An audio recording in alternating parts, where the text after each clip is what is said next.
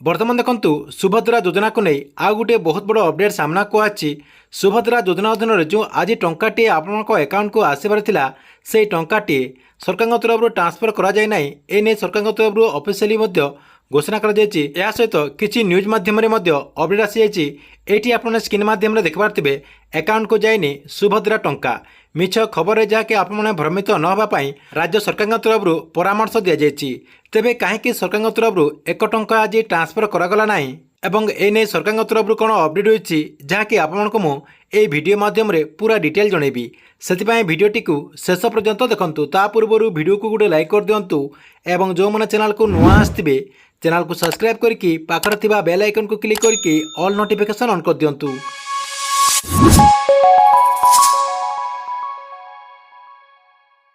आपण मैंने समस्ते जानी जे सुभद्रा योजनार योग्य महिला मानक अकाउंट को आज जहाँकि टेस्टिंग टंकाटे लेखा तांको अकाउंट को आसबार थिला किंतु एजाए सरकार तरफ से टेस्टिंग टंका पठा जाए ना बोली जहाँकि सरकार तरफ ऑफिशियली घोषणा करा जायछि।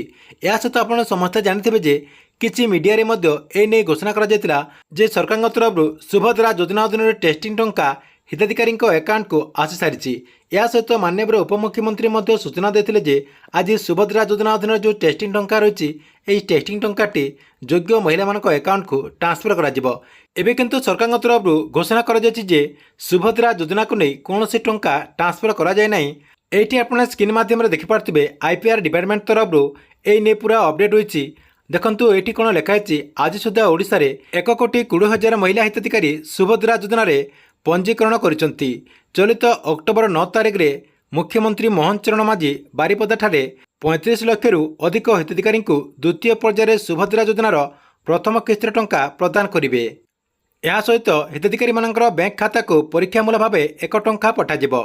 एजाब द्वितीय पर्यायर 1 टंका पठा जाए नहीं। तेबे सोशल मीडिया चलुवा एभली मिथ्या खबर द्वारा भ्रमित न होगा राज्य सरकार पक्षर अनुरोध करा जायछि।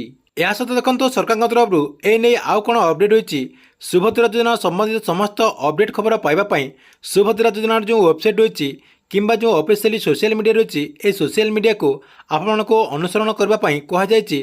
ता सहित सुभद्रा योजनार जो टोल फ्री नंबर रही 14678 को आप कॉल करके संपूर्ण तथ्य जानीपारे। ठीक अच्छे एथिला आपण सुभद्रा योजना को नहीं बहुत बड़ गोटे अपडेट। आपण वीडियो केमती लगिला कमेंट बॉक्स रे नीचे गोटे कमेंट करंतु एवं गवर्नमेंट जेकोसी नुआ योजनार अपडेट आप सर्वप्रथम देखा चाहूले आपण ये चैनल टी को रेगुलर देखुतांतु। या सहित आमर जो टेलीग्राम चैनल रही से टेलीग्राम चैनल रे जो मैंने एपर्यंत जॉइन है नहीं से टेलीग्राम चैनल जाकि जॉइन हो जातु कहीं से टेलीग्राम चैनल माध्यम आपणकर जहाँ भी क्वेश्चन रही आपको पचारि पारिबे।